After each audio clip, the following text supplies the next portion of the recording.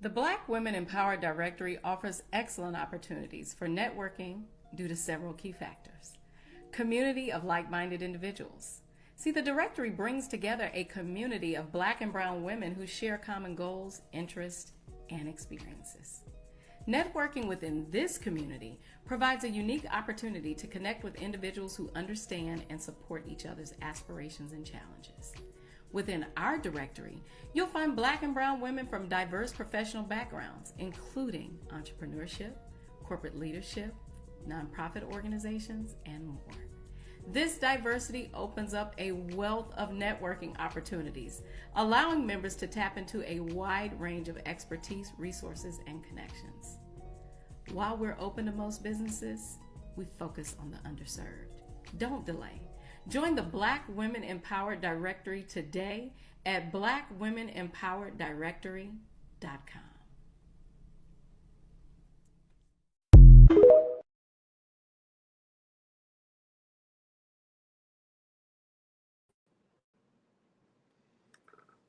Well, good evening, good evening, good evening. It is so good to see you, Regina. We want to welcome all of our guests that are coming on. When you come in, let us know where you're coming from. Share the broadcast. We are live on Facebook, LinkedIn, and YouTube simultaneously. Regina, I'm going to tell you what, I've been waiting for this for a long time. And I am so excited that you are here with us because you are, girl, you're a bad sister. That's all I Thank got to you say. so much for having me. I appreciate it. And I'm always so happy to be in the company of Black people. I live in Denver, Colorado, which I call White Conda. So I'm Right. always happy to be around my people. Well, I'm in Indiana and it ain't much different. I can tell you the truth. But Regina, you have a history of being, first of all, you have been of service, and so I looked at your bio. You've served on so many boards, so service is important to you. Why is that? Um, because I am a firm believer that he who has given much needs to give back. You know, each one, reach one, and just give back to your community. That's what I believe. Yeah, I do too, and I've served on a lot of boards too. But even to go a step further, um, you are an activist, I and am. and I am too. And that's I think we are just kindred sisters, and I've been doing that all my life too. As long as I could, as long as I've been able to do it. And so I'm so excited that you and what is the other lady's name? I'm trying to pull up the Syra Rao. right. And she ran for Senate, right? She ran for Congress against a Congress. longtime Democrat, Diana DeGette, in Denver. And she ran in 2018, and she got about 30% of the vote, which is a lot for a first time candidate. And her whole platform was anti racism, because that's when people were being locked up in cages. Trump's first term, they were locking folks up in cages and separating kids from their family. And Cyrus said, Regina, if I have the opportunity to run and I don't do it, shame on me. Yeah. And so how did you two connect? We met because I served on Cyrus' campaign. So I worked on Cyrus' campaign. And a lot of people think, that one day we just decided to talk about white women. No, all of this came out of her campaign because anti racism was her whole platform. Every time she would speak, white women would line up around the corner, literally, to talk to Cyrus. And what each and every one of them had to say is, not me. I'm not racist. So I had a white woman friend in the neighborhood, and Syra and I could walk to each other. We live about a mile apart from each other.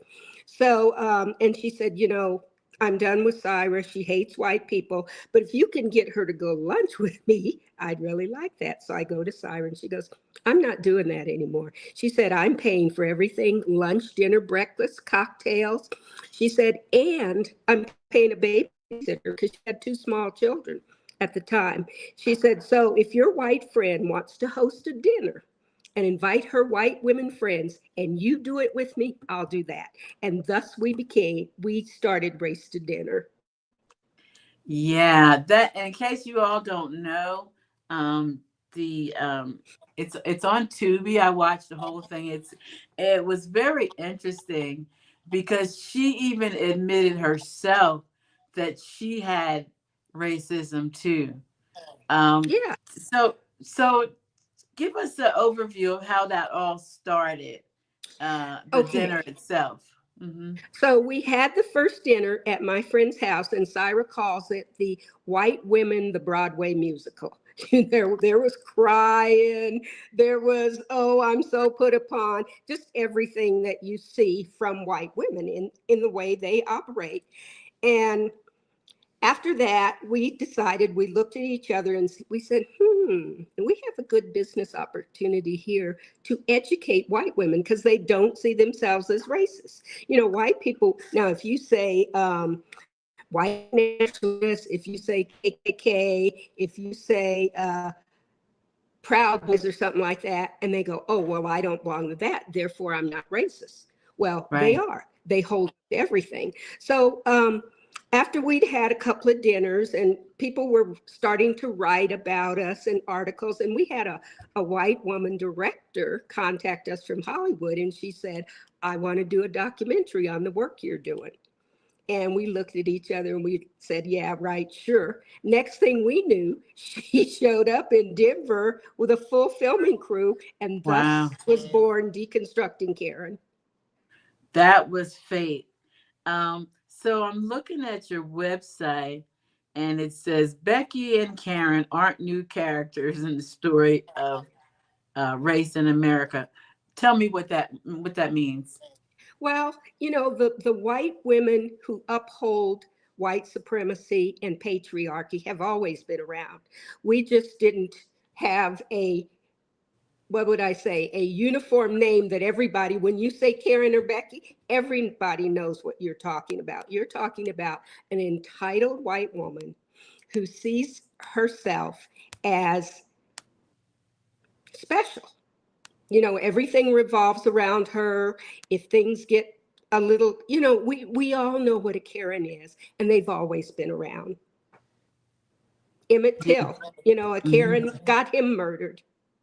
Hmm. Hmm. Yeah, and I was looking at the website and if you guys want to go to the website, it is deconstructingkaren.com, right?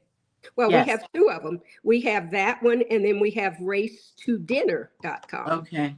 Okay. So that's racetodinner.com and deconstructing Karen. I'm on the deconstructing Karen. Um, because I was looking at some of these white women, especially the one that caught my attention was Rebecca Latimer Felton. Yes, yes, Yeah, she championed as a progressive Georgia suffragette and and the first female senator, but history forgets her role in the Wilmington insurrection in 1898. She wrote a column that stated it requires lynching to protect women's dearest possession from raving, drunken human beasts. Then I say, lynch 1,000 Negroes a week if it's necessary. yeah. I mean, I never heard of it. Oh, yeah, I Um, had heard that. And you know what? They don't see our humanity. And Syra talks about that often. They don't see that we are the same as them, that we are human beings, that we have needs, we have rights, we have wants, we have families, we have communities, and they don't see that. mhm. They don't. They only see us as black people, and they have no use for us. That's right. Now that we start working for free, we stopped working for free. Hmm. So let's talk about the dinner. Okay, so we generally start a dinner. Well, we changed it a little bit because what we found, as you saw, that deconstructing Karen, I think that was probably our second dinner. What we found is that many of the women never opened their mouths. Did you notice that? Some of those I women at the did. table never said a word. And there was a woman there with a black child, never opened her mouth. So we changed our format and we start by just going around the room and around the table and saying, what is the last thing that you have done, thought, or seen that you know to be racist? So everybody has to participate. And they're basically outing themselves. And then we talk about it.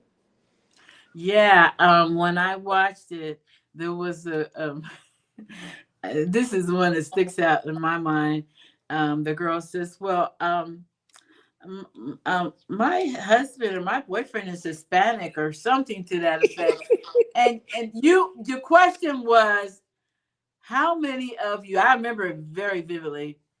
In this climate, would choose to be Black. Mhm, And she came up with, well, my boyfriend is Hispanic. You said I didn't mhm. ask you that. Yeah, and Syra said, I love Syra. Frankly, you can't fuck your way out of racism. That you must have bleeped that part because Yeah, I didn't that's hear in that there. one. That's in there. She says, frankly, you can't fuck your way out of racism. Okay, I don't know. I don't You remember know, that. so they think being married to a black person somehow absolves them of racism that has been who they are ever since they were born. You know, So, what do you kind of freezing up a little bit? You still okay, there? Okay. I'm here. What do you what do you see coming out of all of this? Did you hear me? No, I missed your question. What do you see what do you see the both of you accomplishing by doing these dinners?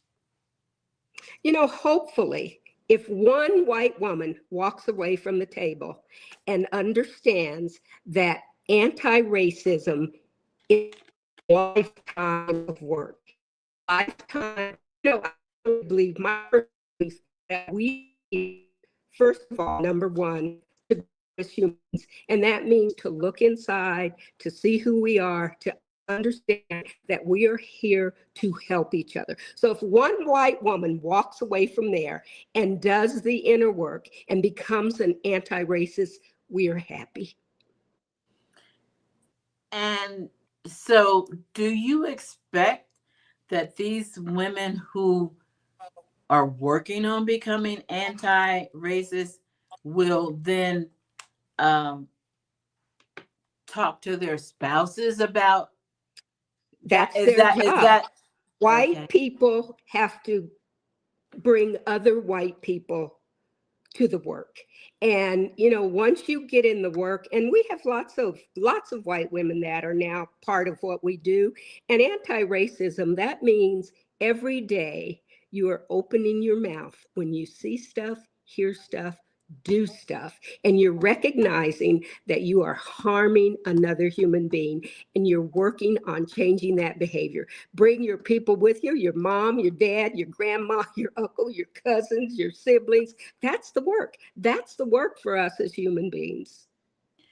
And don't you agree that their silence is dangerous as Oh, well? it's the worst. And that's what I get most upset about is the silence. The pretending like, let me tell you, we have a grocery store, a King Supers out as part of which is owned by Kroger. And I was in the grocery store waiting in the customer service line one day. And there was like 2 or 3 white people behind me. The 2 checkers in front of the customer service were white people. And then there was a little, now I'm 5'2". There was a little Latina woman who came to my shoulder. She was probably 4 or 5 or something like that. And she was trying to get to the next checker that was open, and a white woman wouldn't move her basket. So I say, this is just me, because when I see something, I say something. I said, ma'am, if you'd move your cart back a little, she could get by. And this woman says to me, and who's going to make me? You? Oh. I said, you can take your white privileged ass and go straight to hell. It's exactly what I said. But the truth of the matter is that one of the checkers should have said, ma'am, we need you to move your cart so this next customer. One of the white people could have said, ma'am, but no, I'm the one who said it. And of course, when I got out of line, she had security waiting for me. Oh, That's what they do. They call the police or security. So I wow. go right over to them and I say to her, is it so hard to be a decent human being? And she pushed the cart into me. And he says, ma'am, you know you can press charges against her for assault. I said, I know that, but I'm a decent human being. And I left. And that's the Wow. part that rubs me, is they pretend like they don't see stuff, they don't hear stuff, they don't stand up for other human beings. And that's our job. That's why we're here, to help each other. Yeah, I like the work that you're doing. We are having a little audio problem. You're blinking in and out, but we're I still able to see. hear you. Um, it reminds me of, I was in one of the stores, and it may have been, I think it was Harris Teeter, because I think it was when I was living in North Carolina. And so how you go to the self checkout and you're in line and it kind of alternates, you know, Mm-hmm. you're the next one. You're standing there, and you if it's open and you're next in line, you go to that one. Okay, so I was next in line, but I was on the right side, but the left side opened up. So the white woman just went and jumped in there. I said, well, I was next in line. She says, well, I thought it was two lines and you're in that line. I said, it didn't work like that. And she just, like, just, but then I got it anyway, because I Yeah. was like, went over there and started. I'm like, wow. They're so entitled. They are entitled. They feel like they don't have to, rules don't apply to them. I am here and I'm white and I'm entitled to this. Yeah. So, do you see success in what you're doing? Do you feel like We you're being do. successful? We do. Tell me We how see success. so. Well, I'm on Instagram. I still have an account on Instagram, and I'm doing a lot of posting about what's going on with the Trump administration. And generally, I'll just say, well, I hope y'all are getting what you voted for. And there's a lot of white women in my posts that are agreeing and, just saying this is not okay. We're hurting people. We're causing Black and brown people to be mistreated. So, people are coming around. It's slow. It's slow. Change is always slow. It's never quick enough. And, we as Black people, what I love when they get rid of DEI, like it benefited us. You know who it benefited? White women.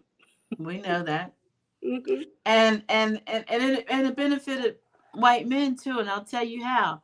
Because I was a commissioner in Greensboro, um, and so what I found out was, with those contracts, what the construction men were putting them in their wives' names.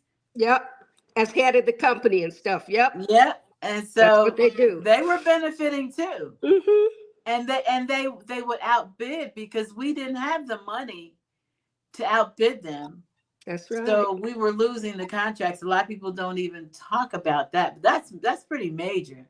Yeah. Well, and then, behind white women and white men are Asians, then Latinos, and then we're on the very bottom as usual. Yeah, I do see on our LinkedIn page that there are some white women, not nearly enough in my opinion, that are saying, this is wrong. But see, the bottom line is, it's gonna hit us, but it's gonna hit them harder. Yeah. Here's what I know. And I tell Black kids, I mentor Black children, high school students, and I do it all through their whole high school career. And my first one is now 22, and she's graduated from college, and my second one is in college. But here's what I tell these young people: just by the fact that you are here today, you have to acknowledge that you are the survival of the fittest. Everything that we have been through as human beings, as Black people, as slaves, as freed people who walked away from slavery with the clothes on our back, and you look at where we are today, that ought to scare the shit out of white people. Yeah. Yeah. Yeah, but and that's a whole nother thing, because I am a foster grandparent. So I go into the Okay. schools and help with the reading. And I just finished my last session last Friday. So I was doing about 30 students a week, every 20 minutes, a new student. So same thing. And I'm mentoring them in the middle of helping them to read, or be Yes. stronger in their Yes. reading. But one of the things that I read recently was that, and I don't know if you read this, 75% of white people don't even deal with Black people. Yeah, they don't I even just have read any, that. they have no Black people in their social circles at all. None. They may see us at work or something. And we actually did a dinner like that where none of the women had any Black people in their lives, and that is by design. See, we couldn't avoid white people if we wanted to. and, Couldn't and even. yeah, and they just make it a point to not extend themselves. And when you don't extend yourselves, you are cheating yourself out of life. Miss Zora Neale Hurston said, I can't imagine that someone would deny themselves the pleasure of my company. I know that's right. And it really, so in actuality, they're breeding racist children Oh, because yeah. they don't know anything about, and then some of them are scared when they see us, and if they're babies and they ain't never seen a Black person, and it goes on, and then if you're already have racist talks in your house, then you're going to hear it, and then they're going to believe it, and they're watching Trump and all that. I mean, it goes on and on. Yeah, well, a good percentage of them don't watch anything but Fox News. I know. I know. Have you seen the pyramid of white supremacy? Have you seen that pyramid? I don't believe that I have. No. At the bottom, what holds all of this nonsense up? So at the top is genocide, okay? And we see that on a daily basis in Gaza, okay? And at the very bottom, what holds up all this nonsense is indifferent. When you are into others people's pain and suffering, you allow all of these other things, that hierarchy that goes up all the way to genocide, to happen to people. Wow. Yeah. But I think it's wonderful what you're doing. Um, and if anybody wants to be involved, how would they reach out to you? Um, Yeah, I'm going to give y'all my I'm on Instagram under Regina RL Jack 1. Okay. Regina RL Jack 1. Uh-huh. Okay, you kind of Okay. froze there. You're still RL okay. Jack Say 1 it on again because you Instagram. froze. Mhm. Got it. RL Jack. Uh-huh. There is also a Deconstructing Karen Instagram and a Race to Dinner Instagram, and we post on all of those. If we have a New York Times best-selling book too, and it's called White Women, Everything You Already Know About Your Own Racism and How to Do Better, because they know. And We where is know that they at? know. Is that on? It's on You can everything. get it. And mhm. Yes, you can get it. Penguin Random House, of course, that's our publisher. But if you go to bookshop.org, you can get it from a local bookstore, bookshop.org, and you can get it. town, you can go to bookshop.org and get from there. Okay. Can they get it And then, of course, online? Amazon. Oh, Amazon. Yes, Amazon. Amazon. Or Penguin Random House online also. What's the name of the book? Hold on a minute. Hold on. White Women. Wait a minute. Hold on. Let me get rid of somebody. You'll find it. No, somebody I got to block. It's all kind of trolls coming on. Okay. That's what I'm trying to do. All right. What's the book? White Women. Everything you already know about your own racism and how to do better. So the book not only talks about what they do, it gives them ways to stop doing it. Wow. Well, Stop gaslighting us. Well, we need that. We need to. Well, we don't need it. I mean, I want to read it, but buy one and give it to your favorite white person. I want to read it for myself. I always tell white women, they'll say, well, I already have one. I said, well, give this one to the person you know who needs it the most. Yeah. Give it to people who don't want it. Those are the ones who need it the most. Yeah. And so you guys, we have a whole series of children's books. It's called Race to the Truth, and they're written by people from the culture. Let's see, I have one. It's called So you're gonna have to give me all this when we get offline. Okay, so I'll send it to you. I can post them it's all Race on to our the site. Truth series. And this is Borderlands and the Mexican American story. But we have one for African Americans and abolition, African Americans and slavery. And I think we're doing one on African Americans and the civil rights movement. So when you're going, it says that you guys do traveling. What are you doing? Workshops? What are you doing when you're traveling to different places? We're doing what we've moved dinners? Away from the dinners. Okay. Because, at a dinner, you can do 8 to 10 people. And we've moved to showing the documentary to a whole audience full of people and then having a talk back afterwards. So that's our new format. We've been to the UK. We've been to Canada 2 or 3 times, and we've been over, we were down in Arkansas in Walton country. So, we just go all over and show the documentary and our number one value is radical honesty. Can you imagine how much different the world would be if everybody told the truth? Please. Yeah. Have you considered or have you done it on a Zoom? Yes, we have. When COVID came around, we had a big Zoom call with a She Work, I think it's called She Work in Canada, and they had all their employees on. That's a little bit harder because it's harder to read people over online than when you're in a room with them. Yeah.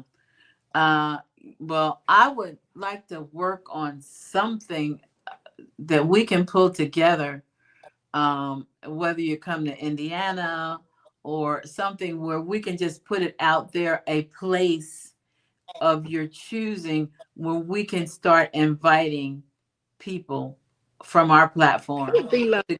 That would be lovely. And here's the thing. We as Black people, we know, especially Black women, we know this has been our lives. We've never seen anything different. But, if you have white acquaintances, white bosses, white women who attend kids with your school, invite them and let's have the hard conversations. I love it. I love it. You are indeed a blessing. I'm glad that I found that clip. The clip went so viral. Did you ever look at it? It went crazy viral on LinkedIn. Was that the one about you can't fuck your way out of racism? It was the one me saying that, I know which one it was, that I expect nothing of white women because they've never given me anything. No, that isn't the one. The one that went viral was the one. Well, you have to tell me which one it was. When you asked who in here in this climate would trade places with and it was like as my mother used to say, you could hear a rat piss on cotton. My mother used to say, because the faces, they were showing their faces, they were like, oh, H to Because the they know. double, H to the double They no. know. They know. They know. Yeah. Yeah, I mean, we know they know. They should know that they know. they did. They know. They know. Hmm. Um, but what you're doing is really good. Um, I was talking to a friend of mine today who's the president of the New Jersey African American Chamber, and I told him, I said, look, I'm an activist. This is who I am. People were like, "Oh, you're too brazen." Somebody's got to do it. Yeah, and it's real funny because people will say, I just am this space where I don't get my feelings hurt. I don't take anything personally. I'm gonna say what I say, and I said what I said. Yeah, and you get to a certain age, and we're at that age where whatever. Yeah, yeah, yeah, yeah. We're gonna be who we are, That's right. but we need more people to speak up right now. Well, Um, you know what I think? One of the things that I think, and this is great for me, and we've heard this feedback from Black women and Indigenous women, and it gives them permission to speak up. You know it what? gives them. You mean it gives the white women? No, the women who are non-white, it gives them permission to challenge these white women on their nonsense. You mean what you're doing? Hmm. Yep, Absolutely. yep. Absolutely. And but we didn't need permission. But see, a lot of people aren't where we're at. When you've lived 70 something years, it's different, right? Yeah.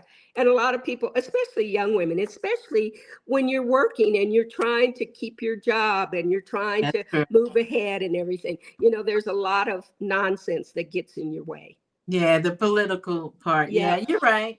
And Yep. being retired has a certain freedom that comes with Yeah. it. Yeah. And I tell people, I don't get excited about anything unless somebody dies. If nobody died, we're good. Well, Regina, is there anything that you want to share with? Now, we have close to 4 million followers. On 4 billion. million. Million. Whoa, that's a lot of followers. Give me that. I'm going to find my little piece of paper here, and I want you to give me where I can sign up. Well, so the directory you Yes. can sign up is blackwomenempowereddirectory.com. As a matter of fact, let me put it across the screen. I forgot to put it on there. Okay, there it is. It's going across the screen now. Blackwomenempowereddirectory.com. Okay. We are working on some partnerships with some chambers, some Black chambers of commerce, because Okay. here's the bottom line is that we need to have our own. Absolutely. It's Absolutely. no longer optional. Well, and Dr. King even said towards the end of his life, he said he thought he made a grave mistake, with integration. And I think the real harm is with our children in schools. The real It harm. is. It definitely is. And the school that I'm in right now, um, it's very diverse because they're busing kids in. But guess what? There's nobody in there that's teaching that looks like me. Girl, see, I've never had a Black teacher in my whole life, ever. Not ever. I had one. Isn't that sad? Yeah, I had one. I had an English teacher. I loved her. I don't even remember what her name was. She was a little short. She was like 4 foot something. And the only one I ever had. I'm serious. Well, I've never had one, and I would love to. And I'll tell you, the way educators treat our Black boys, especially Black girls too, but Black boys, I mean, and when they get to be middle and high school, they're afraid of them. They are fearful of them. Yeah. And yeah, I see that too. And it breaks my heart. I had three Black let me see, did I have three? I had three black boys, I think. One is biracial, but I talk to them. I tell them, look, if you have anger management, you better check it now Yep. because you're only going to take it to the next and the next and the next, and the end result is not going to be good.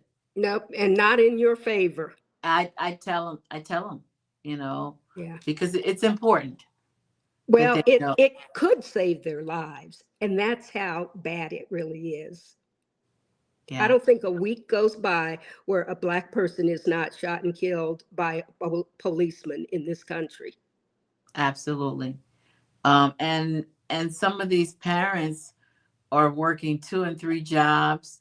They don't have time to listen. They don't have time to, um, you know, uh, just talk to them And see, because they're that's where we tired. missed out. That's where we also missed out with integration because, we used to have the whole community. You do something outside, someone was going to tell your parents, or they were going to correct you first. And then when you got home, you were going to get in trouble.